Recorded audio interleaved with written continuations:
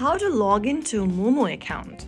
Hi everyone, welcome back to Wake&Tech. Today in this video, we are gonna learn how you can easily get access and sign in to your existing Moomoo account using the Moomoo application on your mobile device. First things first, launch open the Moomoo app on your device, and then once you do that, you'll end up in this login page.